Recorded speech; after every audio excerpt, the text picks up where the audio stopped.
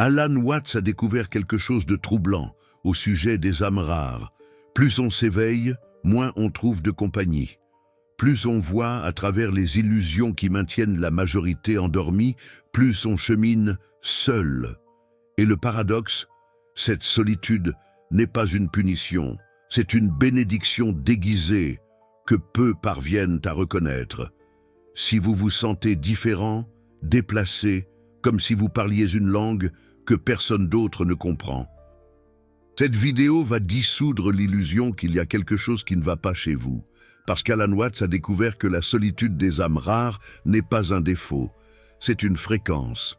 Pensez-y, vous êtes à une soirée, les conversations fusent autour de vous, les rires éclatent, des connexions apparentes surgissent et meurent en quelques secondes, et vous êtes là, présent physiquement, mais distant existentiellement, observant.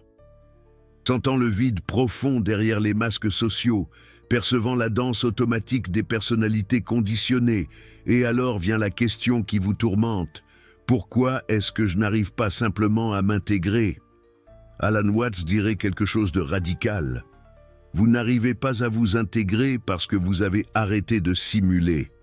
La plupart des gens vivent dans un accord tacite, un jeu collectif où tout le monde accepte de ne pas remettre en question les règles. Travaille, consomme, marie-toi, reproduis-toi, meurs, répète, poursuit le statut, accumule des objets, masque les insécurités avec des conquêtes externes, et surtout, jamais, au grand jamais, ne remets en question si ce script a un sens. Mais vous avez remis en question, et au moment où vous l'avez fait, vous vous êtes séparé de la foule, non pas par choix, mais par inévitabilité, parce qu'il n'y a pas de retour en arrière. Vous ne pouvez pas dévoir ce que vous avez déjà vu. Vous ne pouvez pas vous rendormir après avoir commencé à vous éveiller. Et c'est là que la solitude sacrée commence. Alan Watts appelait ça le paradoxe de l'éveil. Plus vous dissolvez l'illusion de l'ego séparé, plus vous réalisez que la plupart des gens sont encore profondément identifiés à leur masque. Ils ne sont pas mauvais. Ils ne sont pas ignorants au sens péjoratif. Ils sont simplement en train de jouer le jeu avec tellement de sérieux qu'ils ont oublié que c'est un jeu. Et quand vous essayez de leur montrer ça, quand vous essayez de partager ce que vous avez vu, vous rencontrez de la résistance, parce que vous êtes en train de menacer la structure entière sur laquelle leurs identités ont été construites. C'est comme se réveiller à l'intérieur d'un rêve collectif. Tous ceux qui vous entourent dorment encore, vivant des drames intenses à l'intérieur de la narrative onirique. Vous essayez d'expliquer que c'est un rêve, mais ils vous regardent comme si vous étiez fou, parce que pour eux, le rêve est la seule réalité qu'ils connaissent. Et vous, en voyant au-delà de celui-ci, vous êtes devenu un étranger sur votre propre terre. Laissez-moi vous parler d'Antoine. Il était ingénieur, brillant, respecté. Il avait tout ce que la société dit qui apporte le bonheur. Appartements spacieux, voitures de luxe, carrière prometteuse, et pourtant, une inquiétude profonde le rongeait de l'intérieur. Il regardait ses collègues célébrer des promotions et pensait « c'est juste ça. C'est à ça qu'on dédie 40 ans de sa vie ». Il a commencé à lire sur la philosophie zen, sur Alan Watts, sur l'illusion du progrès perpétuel. Et quelque chose à l'intérieur de lui a reconnu la vérité. Comme quand vous entendez une musique qui semble avoir été écrite spécifiquement pour votre âme. Ce fut un éveil graduel, mais irréversible. Antoine a commencé à changer. Il a arrêté de simuler un intérêt pour les conversations vides sur les profits et les acquisitions. Il a arrêté de concourir pour un statut invisible. Il a commencé à poser des questions qui dérangeaient. Pourquoi travaillons-nous autant pour acheter des choses dont nous n'avons pas besoin? Pourquoi notre identité dépend-elle de l'approbation externe? Pourquoi avons-nous tellement peur de nous arrêter et simplement être? Peu à peu, il a réalisé quelque chose de douloureux. Ses amis se sont éloignés, pas par colère, mais par inconfort. Il était devenu un miroir où ils voyaient leurs propres doutes réprimés. Les invitations ont diminué. Les conversations sont devenues superficielles. Et Antoine s'est retrouvé à cheminer seul dans un territoire existentiel que peu osent explorer. Il m'a dit une fois, au début, je pensais qu'il y avait quelque chose de terriblement faux chez moi. Je pensais que j'étais déprimé, cynique, en train d'abandonner la vie. Mais Alan Watts m'a montré l'opposé. Je n'étais pas en train d'abandonner. J'étais en train de me réveiller. Et se réveiller fait mal. Parce que ça signifie voir à travers les illusions réconfortantes qui maintiennent tout le monde endormi. Et voici le paradoxe qu'Alan Watts a exploré profondément. La solitude des âmes rares n'est pas un isolement névrotique. C'est un discernement spirituel. Vous n'êtes pas seul parce que vous n'arrivez pas à vous connecter. Vous êtes seul parce que vos connexions exigent maintenant une profondeur que la plupart ne sont pas disposés à offrir. Vous ne voulez plus des conversations, vous voulez la communion, vous ne voulez plus des masques, vous voulez la présence nue. Alan disait « Tu es une vague à la recherche d'autres vagues qui réalisent qu'elles sont l'océan. » La plupart des vagues sont tellement convaincues de leur séparation qu'elles dépensent toute leur énergie à essayer d'être plus grandes, plus hautes, plus impressionnantes que les autres vagues. Mais vous avez vu la vérité. Toutes les vagues sont des expressions temporaires du même océan, et cette vision change toute, parce que maintenant vous ne pouvez plus concourir. La compétition présuppose une séparation réelle. Mais vous avez vu que nous sommes tous la même conscience, se vivant à travers des formes différentes. Comment l'océan peut-il concourir avec lui-même? Comment pouvez-vous envier ou craindre quelque chose qui, au niveau le plus profond, est vous? Cette perception amène une solitude étrange, parce que vous vous sentez connecté à tout à un niveau cosmique, mais déconnecté de la plupart des gens à un niveau quotidien. Vous comprenez l'unité fondamentale de l'existence, mais vous vivez dans une société construite sur l'illusion de la séparation. C'est comme être un étranger au sein de sa propre espèce. Et la tentation est de revenir, de simuler à nouveau, de remettre le masque, de participer au jeu social avec le cynisme de celui qui sait que c'est du théâtre, mais décide d'acteur malgré tout. Beaucoup d'âmes rares font ça. Elles deviennent cyniques, supérieures, amères. Elles jugent ceux qui dorment encore, oubliant qu'elles-mêmes ont déjà dormi un jour. Et ce jugement est juste une autre forme pour l'ego d'essayer de se sentir spécial, séparé, supérieur. Alan Watts mettait en garde contre ce danger. L'éveil ne vous rend pas meilleur que quiconque, il vous rend plus conscient. Oui, mais la conscience sans compassion n'est que l'ego spirituel déguisé.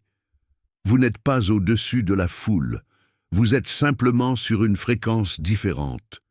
Et chaque fréquence a sa beauté, son but, son temps. Le défi réel des âmes rares n'est pas de juger ceux qui dorment encore. C'est d'apprendre à cheminer seul sans avoir pitié de soi-même. C'est d'accepter que votre voyage puisse ne pas avoir la compagnie que vous désirez. C'est de comprendre que solitude et le fait d'être seul sont des choses différentes. La solitude est de se sentir isolé et d'en souffrir. Le fait d'être seul et de trouver l'épanouissement dans cet espace. Alan Watts a vécu ça intensément. Il était l'un des penseurs les plus populaires de son époque. Des conférences bondées, des livres vendus par millions. Et pourtant, il parlait d'une solitude profonde qu'il ressentait, parce que même entouré de personnes, il savait que peu comprenaient réellement ce qu'il essayait de transmettre. Peu réussissaient à aller au-delà des mots et à toucher l'expérience directe du vide lumineux qu'il pointait du doigt. Il disait « Quand vous voyez que le moi est une illusion, vous perdez la peur existentielle. Mais vous perdez aussi la capacité de vous relier à ceux qui sont encore profondément identifiés à leur « moi ».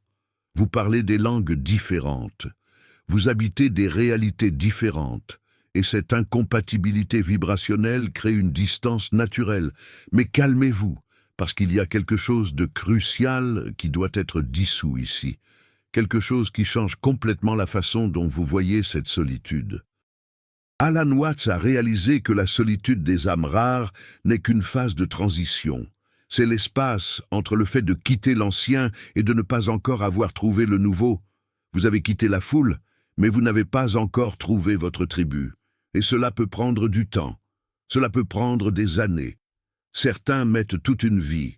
Mais cette recherche de tribu peut être, elle-même, une autre illusion de l'ego. Parce que... Et si vous n'aviez pas besoin d'une tribu? Et si la solitude sacrée était, en fait, l'état naturel d'une conscience qui s'est reconnue comme une avec tout? Et si le besoin d'appartenir, d'être compris, d'avoir une compagnie constante, n'était qu'une autre façon pour l'ego d'essayer de se valider? Pensez-y. Un arbre dans la forêt se sent-il seul?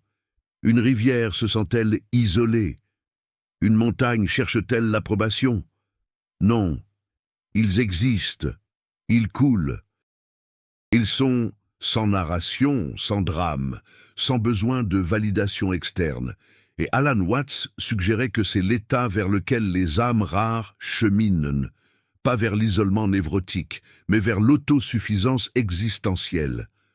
Vous n'avez besoin de personne pour vous comprendre.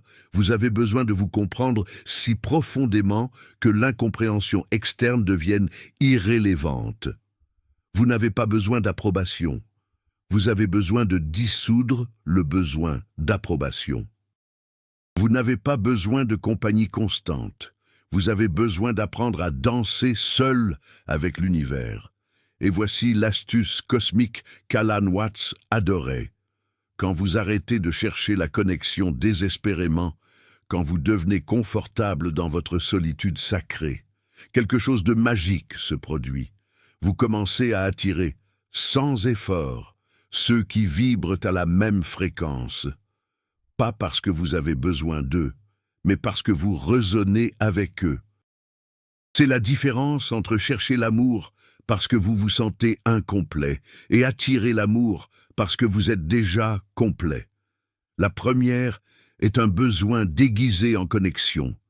La seconde est l'abondance reconnaissant l'abondance.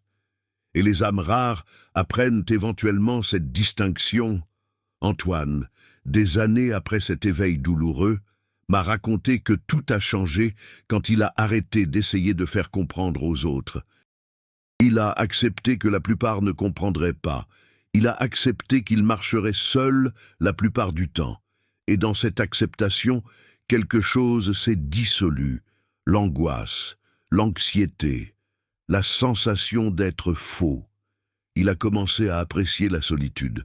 Les longues promenades seules, les nuits en silence, les conversations profondes avec lui-même. Et paradoxalement, c'est à ce moment qu'il a rencontré d'autres âmes rares, pas parce qu'il les cherchait, mais parce qu'il a arrêté de se cacher. Quand vous acceptez votre différence, quand vous arrêtez d'essayer de vous intégrer, vous devenez visible pour ceux qui ont aussi arrêté de se cacher. C'est comme une fréquence radio. Vous ne captez que ceux qui sont syntonisés sur le même canal, et les âmes rares transmettent sur une fréquence spécifique, l'authenticité radicale, le questionnement profond, le refus des jeux sociaux superficiels. Alan Watts disait que l'univers est un jeu cosmique de cache-cache. Dieu prétend être vous, en faisant semblant d'avoir oublié qu'il est Dieu. Et l'éveil, c'est se souvenir. Mais dans le processus de se souvenir, vous vous séparez temporairement de ceux qui font encore semblant avec maestria. Et cette séparation, bien que douloureuse, est nécessaire. Elle fait partie du jeu. Parce qu'imaginez si tout le monde s'éveillait en même temps. Imaginez s'il n'y avait plus de contraste, sans obscurité pour définir la lumière, sans inconscience pour contraster la conscience, sans solitude pour révéler la valeur de la connexion authentique. Le jeu perdrait sa dynamique, la danse perdrait son mouvement. Alors les âmes rares cheminent seules, non pas comme une punition, mais comme une partie de leur fonction cosmique. Vous êtes l'explorateur conscient dans une mer de rêveurs. Vous êtes le phare solitaire, alertant d'autres navires sur les récifs invisibles. Vous êtes la graine qui a besoin de s'enterrer dans l'obscurité solitaire avant de germer en fleurs rares. Et si vous pouviez changer votre relation avec cette solitude, si vous pouviez la voir non pas comme un défaut, mais comme un distingué, tout change. Vous arrêtez d'essayer de vous réparer, vous arrêtez de chercher la validation externe, vous arrêtez de vous apitoyer sur votre différence. Et vous commencez à l'honorer, parce qu'Alan Watts avait raison, les âmes rares cheminent toujours seules, non pas par incapacité de connexion, mais par refus de fausseté, non pas par arrogance, mais par authenticité, non pas par abandon de l'humanité, mais par engagement profond envers la vérité. Et peut-être, juste peut-être, que cette solitude sacrée est exactement là où vous devez être maintenant, non pas comme un état permanent, mais comme un passage nécessaire. Un rituel d'initiation cosmique où vous apprenez à vous suffire, où vous dissolvez la dépendance émotionnelle que la société appelle normalité, où vous trouvez l'univers entier dans le silence de votre propre présence. Observez l'eau à nouveau. Elle ne force pas son passage. Elle trouve le chemin naturel. Elle contourne les obstacles. Elle s'adapte à la forme du terrain. Et pourtant, avec une patience infinie, elle sculpte des canyons profonds dans la roche la plus dure. Les âmes rares sont comme de l'eau dans un monde qui valorise les marteaux. Vous ne brisez pas les barrières avec force. Vous les dissolvez avec une persistance gentille. Vous ne conquérez pas la solitude. Vous l'embrassez jusqu'à ce qu'elle révèle ses secrets. Vous ne luttez pas contre l'incompréhension. Vous acceptez que tout le monde ne soit pas prêt à voir ce que vous voyez. Et dans cette acceptation vient la liberté d'arrêter de s'expliquer, la liberté d'arrêter de se justifier, la liberté de marcher son propre chemin sans culpabilité, sans angoisse, sans le besoin constant de validation externe. Alan Watts disait que la vie est une danse, pas un voyage. Vous n'allez nulle part. Vous êtes, et les âmes rares comprennent cela à un niveau viscéral. Vous n'avez pas besoin d'arriver. Vous n'avez pas besoin de devenir. Vous n'avez pas besoin de compléter quoi que ce soit. Vous êtes déjà la totalité de l'univers, s'expérimentant à travers cette forme spécifique. Et si cette vérité a dissous quelque chose en vous, si ce paradoxe sur la solitude sacrée a touché une blessure que vous portez, laissez-moi vous dire quelque chose d'important. Un contenu comme celui-ci, une philosophie profonde qui dissout les illusions au lieu d'alimenter les fantasmes, est rare dans l'algorithme. La plupart des chaînes distribuent de la dopamine bon marché. Des promesses vides, des solutions rapides qui ne fonctionnent jamais. Mais vous venez de passer ces dernières minutes à dissoudre l'illusion que votre solitude est un problème. Vous avez vu que c'est une fréquence, un passage, une fonction cosmique. Et si cela a résonné, si vous sentez que cette chaîne est un espace rare de vérité sans filtre, le Super Thanks juste en dessous n'est pas seulement un soutien financier. C'est vous qui dites, cette dissolution est réelle pour moi. C'est vous qui validez, non pas la chaîne, mais votre propre parcours d'éveil. C'est vous qui choisissez de soutenir une sagesse profonde dans un monde accro à la distraction superficielle. Chaque contribution me permet de continuer à plonger dans ces paradoxes philosophiques que peu de chaînes ont le courage d'explorer. Faites partie de ceux qui choisissent la profondeur au lieu du confort. Mais revenons au paradoxe. Parce qu'il y a encore une couche plus profonde concernant cette solitude des âmes rares. Alan Watts a réalisé que l'idée même d'âme rare pouvait être un autre piège de l'ego, parce qu'au niveau le plus fondamental, il n'y a pas d'âme rare ou commune. Il y a seulement la conscience qui s'exprime à travers des formes infinies, et l'étiquette de rare peut devenir une autre identité à laquelle vous vous attachez. Vous pouvez commencer à vous sentir spécial de nouveau, supérieur, élu, et ce n'est que l'ego spirituel déguisé en éveil. Vous avez remplacé l'identité de réussi par l'identité d'illuminé. Vous avez troqué la compétition pour le statut matériel contre la compétition pour le statut spirituel. Mais c'est toujours de la compétition, c'est toujours de la séparation, c'est toujours une illusion. La vraie dissolution survient quand vous réalisez qu'il n'y a rien de spécial en vous. Et paradoxalement, cette perception vous rend libre. Parce que si vous n'êtes pas spécial, vous n'avez rien à prouver. Si vous n'êtes pas élu, vous n'avez pas à porter le fardeau d'être différent. Si vous n'êtes qu'une vague de plus dans l'océan infini, vous pouvez enfin vous détendre et danser. Et voici le koan final qu'Alan Watts a laissé. Vous marchez seul parce que vous avez vu quelque chose. Mais qu'avez-vous vu? Vous avez vu que vous n'avez jamais été seul, parce que vous êtes l'univers entier déguisé en personne. Comment pouvez-vous être seul quand vous êtes tout? La solitude des âmes rares est le paradoxe de se sentir isolé, tout en percevant simultanément que vous êtes la source même de tout. C'est ressentir le manque de connexion, tout en reconnaissant que vous n'avez jamais été séparé de rien. C'est marcher seul, tout en dansant avec les étoiles, les arbres, les rivières et chaque atome de l'existence. Alors peut-être que la question n'est pas « Pourquoi les âmes rares marchent-elles seules ?» Peut-être que la question est « Êtes-vous prêt à dissoudre l'illusion que solitude et connexion sont opposées ?» Êtes-vous prêt à voir que la solitude sacrée est juste une autre forme d'intimité cosmique? Antoine a finalement compris cela. Il m'a dit « Je ne suis pas seul, je suis solitude, je ne suis pas déconnecté. Je suis la connexion qui s'expérimente à travers l'apparente séparation. Je ne suis pas isolé. Je suis l'espace où tout arrive. Et quand vous arrivez à cette perception, tout change de nouveau. Vous arrêtez de résister à la solitude. Vous arrêtez de chercher une tribu.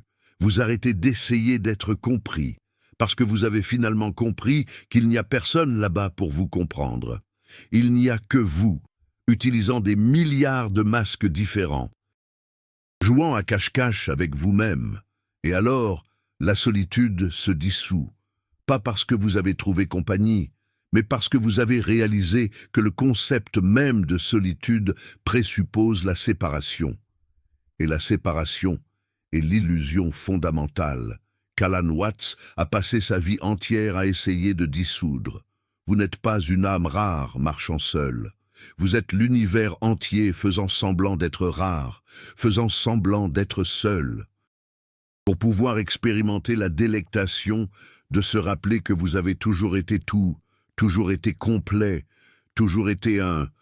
Alors la prochaine fois que vous sentirez cette solitude existentielle, cette sensation de ne pas appartenir, ce vide profond d'incompréhension, rappelez-vous de ça, vous n'êtes pas seul, vous êtes solitude, vous n'êtes pas perdu, vous êtes en train d'explorer, vous n'êtes pas brisé, vous êtes en train de vous éveiller. Et l'éveil, comme Alan Watts aimait à le dire, n'est pas quelque chose que vous atteignez, c'est quelque chose que vous avez toujours été, faisant semblant d'avoir oublié, pour pouvoir avoir la joie cosmique de vous en souvenir de nouveau. Mais avant d'arriver aux pratiques, il y a un dernier paradoxe qu'Alan Watts a dévoilé. Et il est fondamental pour comprendre pourquoi votre solitude semble parfois si absolue. Imaginez que vous êtes dans un salon rempli de personnes parlant différentes langues. Vous parlez français, mais la plupart autour de vous parlent une langue que vous ne maîtrisez pas. Vous pouvez être entouré de conversations, mais aucune ne vous atteint, aucune ne résonne. Vous êtes techniquement accompagné, mais existentiellement seul. C'est l'expérience des âmes rares à un niveau viscéral. Ce n'est pas qu'il n'existe pas d'autres personnes. C'est que le langage est différent. La plupart parlent la langue de la surface, statut, réussite, apparence, validation externe. Et vous parlez la langue de la profondeur, signification, but, vérité, expérience directe. Et voici ce qu'Alan Watts a découvert. Vous ne pouvez pas traduire la profondeur en surface sans en perdre l'essence. C'est comme essayer d'expliquer une symphonie de Beethoven en utilisant seulement des couleurs. Ou décrire le goût d'une fraise à quelqu'un qui n'a jamais goûté rien de sucré. Les mots existent, mais l'expérience est intransmissible. Alors vous apprenez, avec le temps, à arrêter d'essayer. Vous acceptez que certaines expériences sont solitaires par nature, non pas parce que personne d'autre ne peut les avoir, mais parce que la structure même de l'expérience profonde exige que vous la viviez seul d'abord. Vous ne pouvez pas externaliser votre éveil. Vous ne pouvez pas demander à quelqu'un de méditer pour vous. Vous ne pouvez pas hériter de l'illumination. Et cette solitude fondamentale, ce voyage intérieur que personne ne peut faire pour vous, est à la fois la plus grande bénédiction et le plus grand défi des âmes rares, parce que vous réalisez tôt ce que la plupart mettent toute une vie à voir. Vous êtes venu seul, vous partirez seul, et au milieu du chemin, même accompagné. L'expérience la plus profonde de l'existence se passe dans la solitude sacrée. Alan Watts disait souvent, « Le problème des gens n'est pas qu'ils vont mourir, c'est qu'ils n'ont jamais vécu. Ils ont passé leur vie entière à fuir la solitude essentielle de l'existence, cherchant des distractions, remplissant chaque seconde avec du bruit, des personnes, des activités, n'importe quoi pour ne pas affronter le vide lumineux qui existe au centre de chaque être. Mais les âmes rares ne peuvent pas fuir, ou plutôt, elles essaient au début, mais finissent par abandonner, parce que l'appel est trop fort, le silence est trop fort, la vérité tire avec une force gravitationnelle irrésistible. Et alors vous vous rendez, vous arrêtez de courir, vous vous asseyez au milieu de votre solitude et vous demandez finalement « Qu'est-ce que tu essaies de me montrer ?» Et la solitude répond, pas avec des mots, mais avec des révélations. Vous découvrez que la solitude est juste l'ego, interprétant la présence pure comme une absence de compagnie. Vous réalisez que lorsque vous êtes vraiment seul, sans distraction, sans masque, sans jeux sociaux, vous vous retrouvez enfin. Vous retrouvez votre VRA moi, pas la persona que vous avez construite pour le monde, mais la conscience nue qui témoigne de tout. Et cette conscience nue ne se sent pas seule parce qu'elle réalise que c'est la même conscience qui regarde à travers tous les yeux. C'est l'océan, réalisant que chaque vague est lui-même. Et dans cette perception, la solitude se transmute en solitude sacrée. La séparation se dissout en unité. L'isolement se révèle comme intimité cosmique. Laissez-moi vous donner quelque chose de pratique à retenir de cette dissolution philosophique. Quelque chose que vous pouvez intégrer aujourd'hui, maintenant, à cet instant précis. Première pratique, redéfinissez votre relation avec le silence. Les âmes rares ont besoin de beaucoup plus de silence que la plupart des gens. Pas parce que vous êtes antisocial, mais parce que vous traitez la réalité en couches plus profondes. Chaque conversation superficielle vous draine. Chaque interaction fausse épuise votre énergie. Alors arrêtez de vous forcer à être sociable quand votre système réclame la solitude. Arrêtez de culpabiliser d'avoir besoin de temps seul. Faites du silence votre sanctuaire, pas votre prison. Deuxième pratique, acceptez que vous allez déranger. Les âmes rares posent des questions que la plupart des gens préfèrent ne pas entendre. Votre authenticité va menacer ceux qui vivent derrière des masques. Votre recherche de profondeur va exposer la superficialité confortable que tout le monde défend. Et ce n'est pas grave. Vous n'êtes pas là pour que tout le monde se sente à l'aise. Vous êtes là pour vivre dans la vérité. Et la vérité, comme Alan Watts le savait, dérange toujours avant de libérer. Troisième pratique, trouvez la beauté dans votre solitude. Transformez vos promenades solitaires en méditation en mouvement. Utilisez vos soirées en silence pour plonger profondément en vous-même.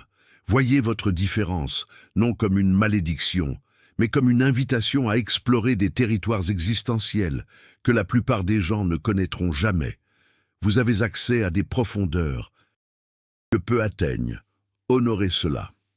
Quatrième pratique, Arrêtez d'espérer que les autres comprennent. C'est le plus grand soulagement que vous puissiez vous offrir. Vous n'avez pas besoin de leur compréhension. Vous n'avez pas besoin de leur approbation. Vous n'avez pas besoin qu'ils voient ce que vous voyez. Chaque personne est sur son propre chemin, à son propre rythme. Respectez cela, sans essayer de les convertir. Vivez votre vérité si complètement. Qu'elle devienne votre propre témoignage. 5e pratique, quand vous rencontrez une autre âme rare, ne vous attachez pas. C'est le piège. Vous avez passé tellement de temps seul que quand vous rencontrez enfin quelqu'un qui résonne, vous essayez de le retenir avec force. Mais rappelez-vous de l'eau, elle ne retient jamais, elle coule, elle apprécie, elle danse, mais elle ne s'attache jamais. Les connexions véritables n'ont pas besoin de griffes, elles coulent naturellement. Ou se dissolvent naturellement. Et les deux sont parfaits. Et la pratique finale, la plus profonde, dissolvez le besoin d'être rare. Oui, vous voyez des choses que les autres ne voient pas. Oui, vous questionnez ce que les autres acceptent. Oui, vous marchez là où peu osent aller. Mais tout cela n'est qu'un rôle de plus, que vous jouez dans le jeu cosmique. Ne vous attachez pas à cette identité. Parce que le véritable éveil est au-delà de rare ou commun, spécial ou ordinaire. Seul ou connecté, le véritable éveil, c'est quand vous réalisez que tout cela ne sont que des vagues à la surface de l'océan. Et vous êtes l'océan. Vous l'avez toujours été. Vous le serez toujours. Maintenant, dites-moi une chose. Vous vous identifiez comme une âme rare ou comme une personne ordinaire qui de temps en temps a des intuitions profondes. Commentez là en bas, parce que j'ai le sentiment que ceux qui sont arrivés jusqu'ici dans cette vidéo, ceux qui ont vraiment écouté jusqu'à la fin sans sauter, connaissent déjà la réponse. Vous avez reconnu quelque chose en vous. Maintenant, honorez cela, vivez cela, sans peur, sans culpabilité, sans besoin d'approbation. Et si vous voulez plus de dissolution philosophique comme ça, abonnez-vous à la chaîne, parce que chaque semaine, je plonge dans les paradoxes d'Alan Watts, que la plupart des gens ont peur de toucher. Activez la cloche, pas pour devenir accro aux notifications, mais pour vous rappeler qu'il y a un espace ici où la profondeur est plus valorisée que la viralité. Alan Watts a dit un jour « Vous êtes une ouverture » à travers laquelle l'univers se regarde lui-même et s'émerveille de lui-même. Les âmes rares le savent, pas intellectuellement, mais viscéralement. Vous regardez le ciel étoilé et vous sentez que vous ne regardez pas vers l'extérieur, vous regardez vers l'intérieur, parce que ces étoiles sont faites de la même poussière que vous. Vous êtes littéralement fait d'explosions cosmiques anciennes. Alors, vous n'êtes pas une âme rare, marchant seule sur cette planète étrange. Vous êtes le cosmos entier, faisant semblant d'être perdu, pour pouvoir expérimenter la joie de se retrouver. Vous êtes l'univers, jouant à cache-cache avec lui-même. Et la solitude que vous ressentez, c'est juste l'univers, se languissant de son foyer, se languissant de lui-même, se languissant de l'unité qu'il n'a jamais réellement perdue.